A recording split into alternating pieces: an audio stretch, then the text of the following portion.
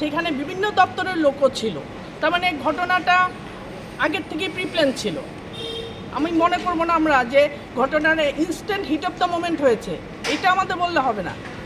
আমাদের টেকনিক্যালি কতগুলো ম্যাটার আছে, আমাদের লাইনটা কিভাবে ঠিক করতে হয়। আমাদের 11,000 ভোল্টের লাইনটা আগে ঠিক করতে লাগে, কারণ 11,000 ভোল্টের লাইন ঠিক হলে তারপরে আমার নেক্সট এলটি লাইন ঠিক করতে লাগে। এলটিটা আমি যে ঠিক করব, চার্জ করব, 11,000টা ঠিক না হলে আমি এলটিটা চার্জ করব কীভাবে? আমার তো পাওয়ার নেই।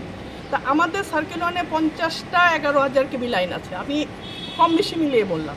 11,000 কি প্রত্যেকটা লাইন এফেক্টেড হয়েছে গাছের ডালা পড়ে। আমাদের তার ছিঁড়েছে গাছের ডালার জন্য, আমাদের জন্য বেশি ছিল না, হয়তো গাছের ডালার জন্য কিছু খুঁটিও ভেঙেছে। ঠিক আছে, তো 11,000 আমরা ঠিক করলাম। তারপরে আমরা এলটি লাইন ঠিক করব যেখানে 500 500 800 800 করে কনজিউমার। ওইটা ঠিক করার পরে আমরা সিঙ্গেল কলগুলোতে যাব।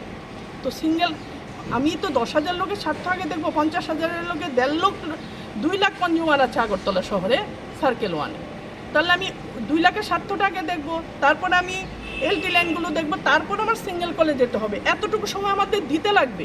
কোনো ভূভারতে এমন কোনো স্টেট নেই যে আজকে ঝড় হয়েছে কালকে পাওয়ার উঠে গেছে, কোথাও নেই। কেউ বললে মানবো না তো সেটা। হ্যাঁ, মেট্রোপলিটন সিটিতে 100% আন্ডারগ্রাউন্ড আছে, সেখানে হয়তো পাওয়ার এফেক্ট করে না। আমাদের এখানে 90% কি 95% ওভারহেড লাইন। আমাদের এখানে আগরতলায় থাকতে গেলে এগুলো অভ্যাস করে নিতে হবে, মেনে নিতে হবে। ইঞ্জিনিয়ারকে মারবো, ডাক্তারকে মারবো, অমুককে মারবো, তমুককে মারবো, হাতে নিয়ে নেবো মাইনে, ওরকম করলে হবে না। ম্যাডাম আপনি বলছেন যে আপনি ডেইলি গ্যাস লাগে, মানে আমি ডেইলি কাটবো, আমার অন্য কাজ নেই। আপনি করেন? নিশ্চয়ই করি। আমরা দৃষ্টান্ত তৈরি দেখিয়ে দেবো আপনাদেরকে। আপনি আমাকে করে আপনার করেননি, নাম্বার দিন, আমরা যেদিন করি আপনাদের নিয়ে যাব।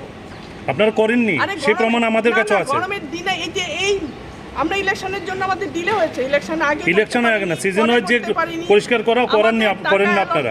টাকা অ্যালোটেড হয়েছে, আমরা করেছি। আমরা ইলেকশনের জন্য আগে করতে পারিনি, ইলেকশনের পরে করতে পারিনি, পরীক্ষা ছিল আগরতলা শহরে শাটডাউন। আপনি যদি আমাদের সঙ্গে বা ডিজেএম ওয়ানের সঙ্গে রেগুলার থাকেন, আপনাকে আমি 1 মাস 2 মাসের প্ল্যানিং দিয়ে দেবো যে আমরা কেন করতে পারিনি, কোথায় করতে পারিনি। এই গরমের দিনে 2 দিন বর্দোয়ালিতে শাটডাউন নিয়েছে। আমি বলছি আইরি এই গরমের মধ্যে শাটডাউনটা নিল, কিন্তু উপায় নেই, গাছ কাটতে হবে, শাটডাউন নিতে হবে।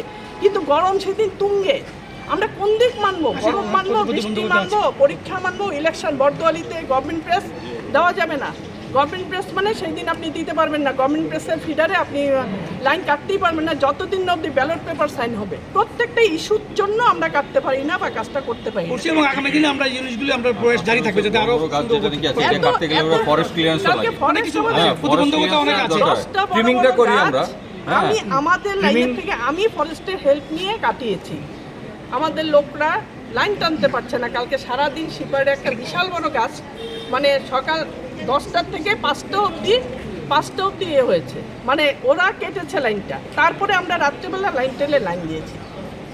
শোনেন, অন্য দপ্তরে গাফিলতি থাকতে পারে, আমাদের দপ্তরে 5% লোক হয়তো বা আছে, কিন্তু বাকি আর বিশেষ করে আগরতলায় যারা কাজ করে 100% সিনসিয়ারিটি নিয়ে কাজ করে।